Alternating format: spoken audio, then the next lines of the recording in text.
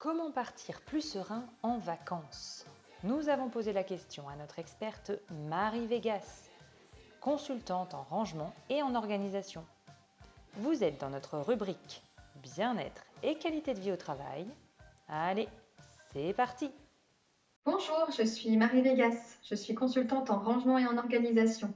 J'accompagne les particuliers et les professionnels à alléger leur quotidien et leurs espaces. Je vais vous donner aujourd'hui dans cette capsule vidéo quelques astuces pour partir serein en vacances d'une maison et d'un bureau propre et rangé. Donc il est d'abord important de se libérer de tout ce qu'on a au travail. Au travail, on va d'abord libérer son bureau, son espace bureau.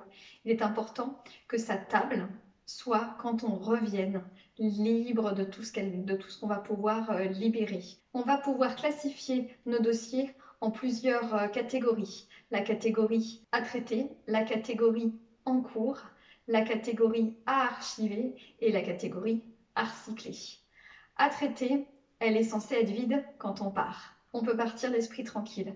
En cours, ce sont les dossiers qu'on reprendra effectivement au retour, mais qui ne nécessitaient pas de traitement urgent. Ne partez pas sans avoir vidé cette catégorie à traiter.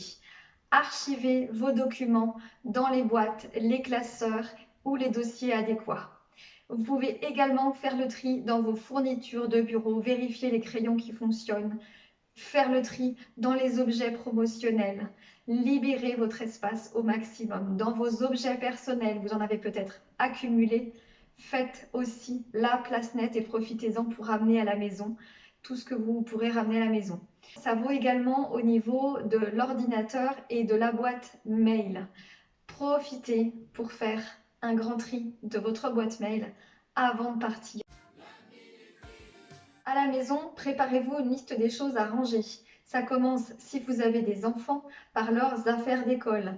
Dès la sortie de l'école, vous pouvez vider cahiers, classeurs, trousses et faire le tri, mettre au recyclage la grande majorité des cahiers, uniquement peut-être garder le cahier de poésie qui montre un bel exemple de leur belle écriture et de leur dessin.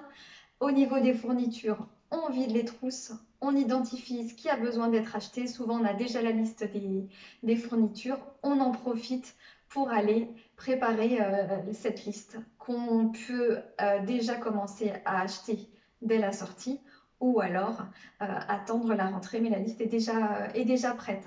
Au niveau des chambres, les vacances sont l'occasion idéale pour aller faire le tri des vêtements. Quand on va faire la valise, on va pouvoir se rendre compte de ce qui est encore à la taille, de ce qui n'est plus à la taille, dans nos affaires, dans les affaires de nos enfants, et ça permet de faire un grand tri à ce moment-là et de pouvoir donner, recycler, vendre les vêtements qu'on aurait en trop. Il en est de même pour les chaussures. Ensuite, dans la cuisine, très important de faire le tri avant de partir. Vérifier les dates de péremption. Ce qui est périmé ou ce qui est proche de l'être, on va pouvoir l'emmener en vacances et l'utiliser en vacances. Il est important de vider le frigo et de le nettoyer avant ce départ. Tout ce qui va pouvoir être trié, ce sera ça de moins quand on va rentrer de vacances comme charge mentale. On sait ce qu'on a besoin de racheter, on sait ce qu'on a dans son frigo, c'est l'idéal. Il en va de même pour le congélateur. Dans le congélateur, moi ce que je vous conseille, c'est dans un petit ramequin, dans un petit bol, d'aller mettre un glaçon. Si au retour des vacances, malencontreusement, il y avait une coupure de courant, vous vous rendrez compte, ces glaçons, le liquide est au fond, qu'effectivement il y a eu coupure et attention à la chaîne du froid qui aurait pu être rompue.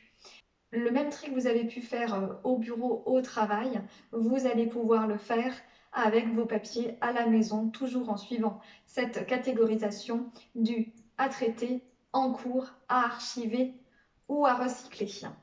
Là aussi, le tri dans votre boîte mail peut être effectué. Et puis, tout ce qui est magazine, revue qu'on a pu accumuler, qu'on n'a pas pris le temps de lire, qu'on n'a pas eu le temps de terminer, on va pouvoir soit les emmener en vacances parce que justement, c'est le meilleur moment pour les lire, ceux qu'on aurait déjà lus, Là aussi, on va les donner, on va les recycler. Au retour des vacances, le deuxième grand point, c'est qu'après le tri et rangement, ce qui est agréable, c'est de revenir dans une maison qui soit et rangée et propre. Et on va profiter de quelques jours avant de partir pour faire effectivement un brin de ménage. Par le ménage, j'entends la poussière. Quand on part en vacances, la maison n'est pas ouverte, on génère moins de poussière. Faire les poussières, on viendra avec une maison dépoussiérée. On va penser également à laver ses draps. Ce qui est important, on lave ses draps, revenir dans une maison avec des draps propres. On peut couvrir les lits pour éviter que la poussière s'accumule. C'est l'idéal, mais on vient avec des draps propres. C'est sortir les poubelles avant de partir. C'est ranger vos placards, vos armoires. C'est de penser à demander à vos voisins ou à vos amis d'arroser vos plantes ou alors d'installer un bec verseur qui va permettre au fur et à mesure de votre absence d'hydrater vos plantes. C'est de mettre vos bijoux et vos objets de valeur en sécurité. On peut utiliser les coffres-forts des banques qui, on se trompe souvent, mais qui sont à des coûts assez modiques pour conserver ces bijoux, ou alors les cacher dans la maison. N'hésitez pas à inscrire un stop publicité sur votre boîte aux lettres. La publicité, c'est une des choses que les cambrioleurs regardent en été quand vous partez. Une boîte aux lettres qui déborde, c'est une absence de ses propriétaires. Donc le stop publicité, c'est important. Débranchez votre box internet également. L'été, on est exposé aux orages. Ça vous permettra de sauvegarder votre box. Un point important, c'est aussi de prévoir de revenir en vacances un jour plus tôt. Ça peut vous permettre de vous reposer. Ça permet de remettre la maison en route, de se poser avant de recommencer une année bien remplie. Le troisième point, après le rangement et le ménage, ce sont les bagages. Ce qui est intéressant, c'est d'avoir une liste systématiquement prête des choses que nous allons emmener. Qu'on parte à la mer, à la montagne, à la campagne, on n'emmènera pas les mêmes affaires et c'est intéressant d'avoir une liste qu'on va pouvoir cocher. Je sais où je pars, je sais ce que j'emmène. Selon la saison également, on va pouvoir facilement prendre sa liste et puis préparer les valises. Moi, je vous conseille d'enrouler vos vêtements dans les valises afin d'éviter que ces vêtements soient froissés.